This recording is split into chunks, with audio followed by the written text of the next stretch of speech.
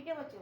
तो यहाँ पे जहाँ पे आपका SCR रहेगा वहाँ पे आपका जो आपका RER रहेगा वहाँ पे प्रोटीन का फॉर्मेशन होगा। जहाँ पे SCR जहाँ पे आपका प्रोटीन्स नहीं ला राइबोसोम नहीं, वहाँ पे प्रोटीन्स का फॉर्मेशन होगा। यहाँ तक अगर देखा जाएगा ER के अंदर दो ही चीज़ बनेगा, एक प्रोटीन बनेगा, एक आपका क्या बनेगा, लिपिड का फॉर्मेशन बनेगा। याद रखिएगा जो एंडोप्लाज्मिक रेटिकुलम है वो सिंगल मेम्ब्रेन से ही बनी हुई है। ठीक है, ER जो है आपका ER सिंगल मेम्ब्रेन से बनी हुई एक स्ट्रक्चर है। सिंगल मेम्ब्रेन से बनी हुई एक आपका स्ट्रक्चर है। ठीक है, तो ये आपका क्या हो गया, ER हो गया। अब देखो बच्चों, ER के जस्ट बगल में ही होता है हमारा क्या, गोल्गी बॉडी। यहीं पे होता है हमारा गोल्गी बॉडी। यहीं पे क्या होता है, हमारा गोल्गी बॉडी होता है। ठीक है, ये हमारा क्या है, गोल्गी बॉडी है। इस गोल्गी बॉडी की अगर खोज देखा जाएगा तो एक वैज्ञानिक था जिसका नाम था कैमिलो गोल्जी।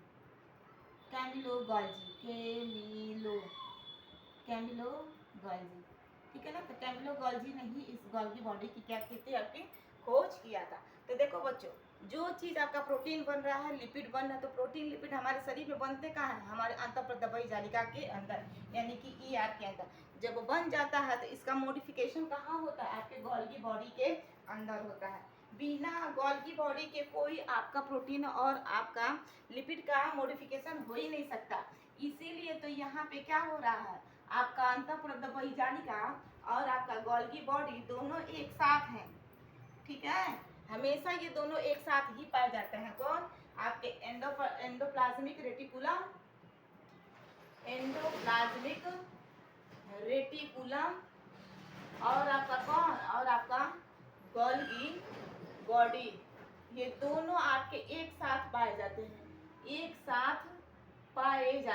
दोनों एक साथ पाए जाते हैं। ठीक है, तो यानी कि अगर देखा जाएगा तो ER के अंदर क्या बन रहा है, ER के अंदर आपका बना प्रोटीन भी बना और प्लस इसके साथ क्या बना, लिपिड भी बना तो, लेकिन इसका मॉडिफिकेशन कहाँ होता है, इसको और अच्छे तरीके से सजाया कहाँ जाता है, इसका मॉडिफिकेशन जो होता है वो हमारे गोल्गी बॉडी के अंदर होती है। गोल्गी बॉडी के अंदर होती है जो आपका कुछ इस तरह का स्ट्रक्चर बनाता है। ठीक है, समझ में आ रहा है, गोल्गी बॉडी के अंदर। इसलिए देखो बच्चों, फैक्ट्री है, ये दोनों एक तरह की दोनों फैक्ट्रियां हैं। कौन कौन, आपका ER और आपका गोल्गी बॉडी। ER और आपका अगर देखा जाएगा गोल्गी बॉडी, दोनों क्या है आपकी, दोनों फैक्ट्री हैं। दोनों क्या है आपकी, दोनों एक तरह का देखा जाएगा फैक्ट्री है। फैक्ट्री का मतलब समझो बच्चों, यहाँ पे कपड़ा बन रहा है ER के अंदर, तो जो कपड़ा आपका बन रहा है वो ER के अंदर बन रहा है, एंडोप्लाज्मिक रेटिकुलम के अंदर बन रहा है। लेकिन इसका जो पैकेजिंग का काम है, वो पैकेजिंग का काम कौन कर रहा है, आपका गोल्गी बॉडी कर रहा है। तो बिना पैकेजिंग के कोई काम हो सकता है क्या, नहीं हो सकता है। जैसे मान लो हमने शर्ट बनवा लिया, तो शर्ट तो बन गया एक फैक्ट्री में, दोनों फैक्ट्री दोनों पास पास में, तो शर्ट तो आपका फैक्ट्री में बन गया।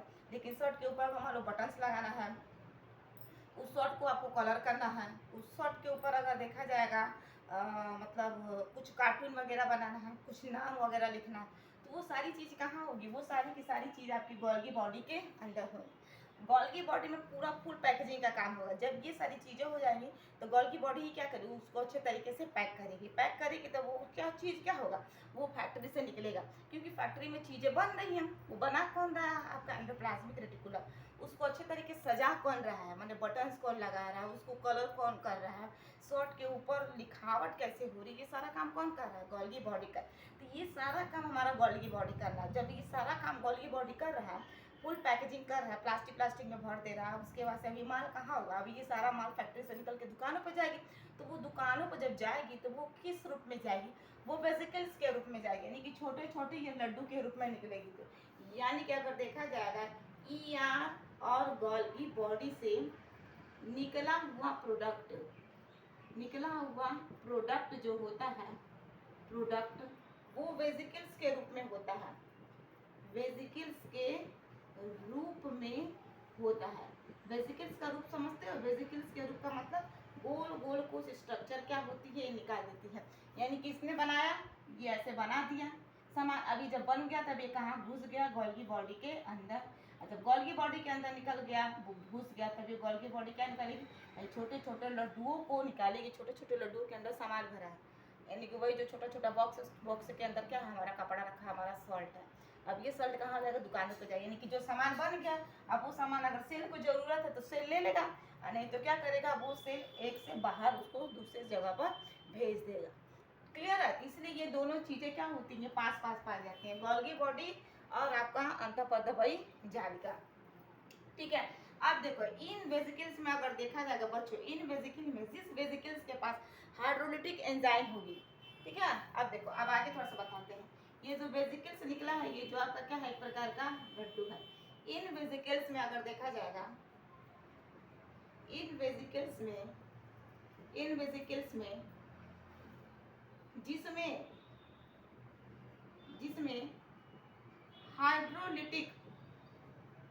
हाइड्रोलिटिक एंजाइम होता है। हाइड्रोलिटिक एंजाइम का मतलब समझते हो, पानी के साथ क्रिया करके, जो पानी के साथ क्रिया करेगा वो हाइड्रोलिटिक एंजाइम हो जाएगा, यानी कि उसको क्या कर देगा, डाइजेस्ट कर देगा। जिस वेसिकल्स में हाइड्रोलिटिक एंजाइम होते हैं उसे क्या कहा जाता है, लाइसोसोम कहा जाता है। यानी कि बच्चों देखो, ईआर, गोल्गी बॉडी, लाइसोसोम, ठीक है, और चौथा क्या है आपका, वैक्यूल है। ये चारों के चारों आपके क्या है, एक दूसरे से इंटरकनेक्टेड है। समझ में आ रहा है? ये चारों के चारों दूसरे से क्या है, इंटरकनेक्टेड है। और ये स्ट्रक्चर है कैसी आपकी, ये सिंगल मेम्ब्रेन स्ट्रक्चर है, सिंगल मेम्ब्रेन स्ट्रक्चर है। समझ में आ रहा है, सिंगल मेम्ब्रेन स्ट्रक्चर है। इसीलिए तो देखो ये दोनों पास में, ईआर भी पास में है, यहीं पे इसके बगलिया में गोल्गी बॉडी भी है। और जो गोल्गी बॉडी वेसिकल्स निकाल, इन वेसिकल्स में क्या हो रहा है, हमारे जो हम सामान निकाल रहे हैं, उन सामानों में से कोई एक ऐसा शॉट निकल गया, यानी कि एक के साथ एक शॉट क्या हो गया, फ्री हो गया, इनका डबल शॉट मिल गया। जरूरी थोड़ी है कि सारे डब्बे में डबल शॉट, बाई चांस ऐसा हो जाता है ना, तो सेम इसी तरह सेल्स के अंदर भी हो रहा है। इन सारे सेल्स में, इन सारे वेसिकल्स में हाइड्रोलिटिक एंजाइम नहीं है, कोई ऐसा वेसिकल है जिसके अंदर क्या हाइड्रोलिटिक एंजाइम पूरा भरा है, ठीक है, वो उसे हम क्या करेंगे, लाइसोसोम। ये जो लाइसोसोम है, ये कार्बोहाइड्रेट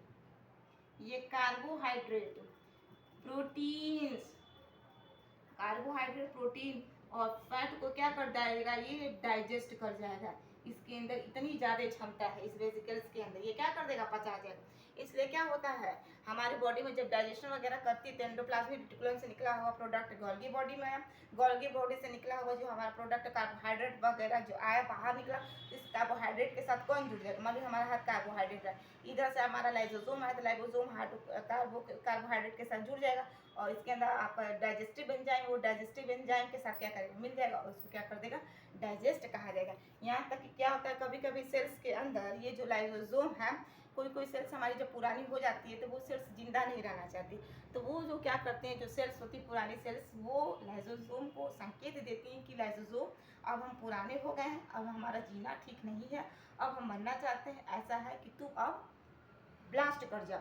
ये लाइसोसोम क्या होता है, जब ब्लास्ट कर जाता है तो सेल के अंदर सारा सेल तो हमारा प्रोटीन, कार्बोहाइड्रेट, लिपिड से ही ना मिलकर बना, तो जितने सारे लिपिड्स, कार्बोहाइड्रेट, आपके एंजाइम्स वगैरह होते हैं, सबको क्या कर देता है, डाइजेस्ट कर देता है। इसीलिए लाइसोसोम को हम क्या कहते हैं, जो लाइसोसोम होता है इसे हम आत्महत्या की थैली कहते हैं। किसको, लाइसोसोम को। तो ये जो हमारा लाइसोसोम होता है इसे हम सुसाइड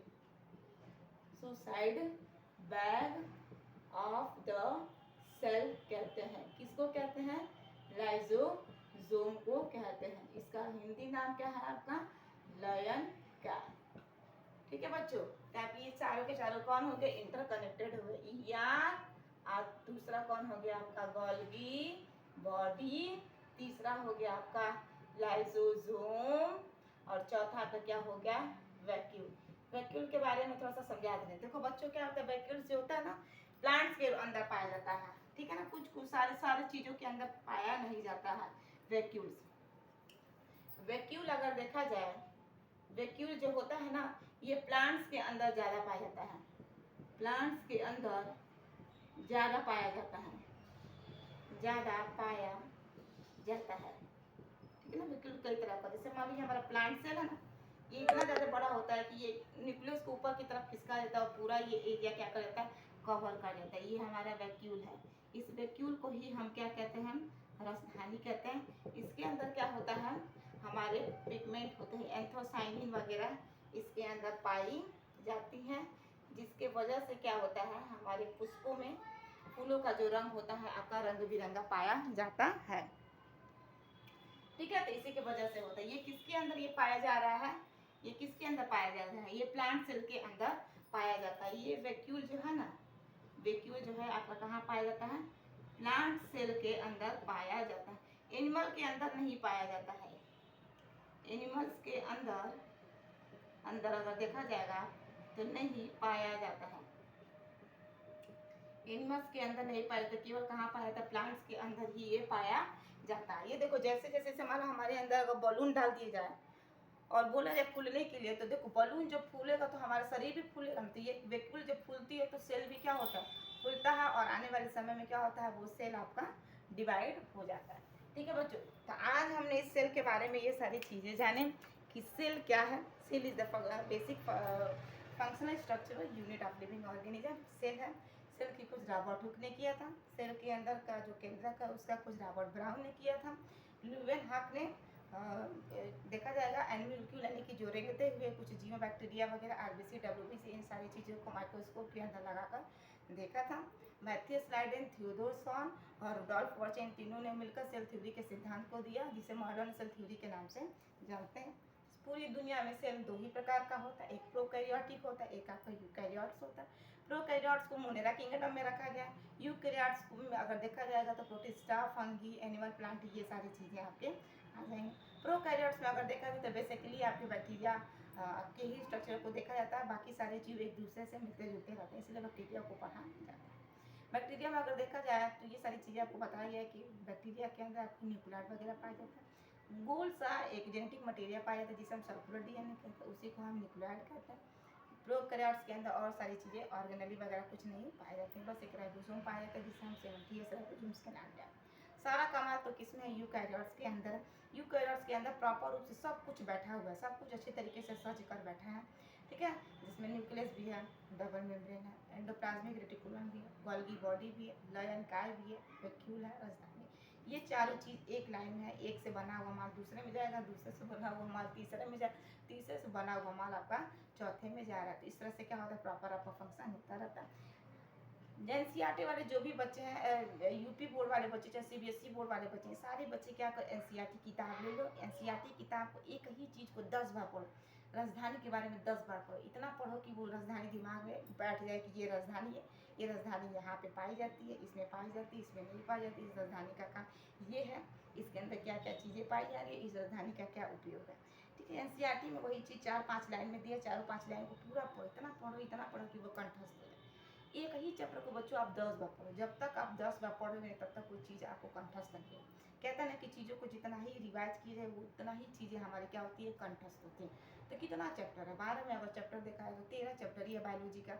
11th में अगर देखा जाए तो 14-15 चैप्टर ही है। वही 14-15 चैप्टर को फर्स्ट ईयर में पढ़ना है, 13 चैप्टर आपको सेकेंड ईयर में पढ़ना है। इन दोनों चैप्टर को मिला के आप नीट में बैठेंगे तो परीक्षा देंगे। ज़्यादा आपका बड़ा है नहीं, ठीक है, 4-5 पन्ने का एक पेज है, एक चैप्टर आपका 5 से 6 समझो पेज का आपका एक चैप्टर, उस पेज को आप 10 बार पढ़ो, 20 बार पढ़ो, इतना पढ़ो कि आपको याद हो जाए। आपको कई बार बताया गया कि बायोलॉजी जो है समझने वाली चीज़ है, एक स्टोरी है, एक चीज़ दूसरे से क्या है, सब लिंक है, एक दूसरे से इंटरकनेक्टेड। पहली चीज़ पढ़ेंगे तो दूसरी चीज़ इससे जुड़ी है, तीसरी चीज़ चौथे से जुड़ी है, पांचवी चीज़ छठे से जुड़ी, तो सारे के सारे क्या जुड़े हुए हैं। एक चीज़ को उठाते तो दूसरा चीज़ याद आता है। ठीक है, सब एक दूसरे से इंटर कनेक्टेड है। आप पढ़ते चले जाएंगे, आपको सारी चीज़ें याद होती चली जाएंगी। बायोलॉजी आपका रटने वाला विषय नहीं है, चीज़ों को समझने वाला। चीज़ें अगर समझ में आ गई, दिमाग में आपका बैठ गया, एग्जाम में आपको इसे लिख देंगे, आपको रटने की जरूरत ही नहीं है। माइटोकॉन्ड्रिया आएगा, माइटोकॉन्ड्रिया का हेडिंग डालिए, इंग्लिश में लिखे माइटोकॉन्ड्रिया, माइटोकॉन्ड्रिया का डायग्राम बनाइए, माइटोकॉन्ड्रिया के अंदर क्या क्या चीज़ें पाई जा रही, उन सारी चीज़ों को लिखो, लेबलिंग करो कि ये इसके चीज़ें पाई जा रही है, उसका कार्य बता दो, सेल के अंदर इसका कार्य जो काम है, बस खत्म। यही तो है, यही तो चीज़ें बार बार परीक्षा में पूछी जाती है। अब इससे थोड़े ना आउट ऑफ सिलेबस आपका क्वेश्चन आता है, यही माइटोकॉन्ड्रिया से ही क्वेश्चन जो बना है वही चीज़ें हर साल पूछी चली जाती हैं। आउट चीज़ें तो कोई नहीं होती है ना, चाहे यूपी बोर्ड में बच्चे हो, चाहे सीबीएसई बोर्ड में बच्चे, सिलेबस वही है हमारा, इसमें हिंदी में है, उसमें अंग्रेजी में, परीक्षा में वही चीज़ें आएंगी।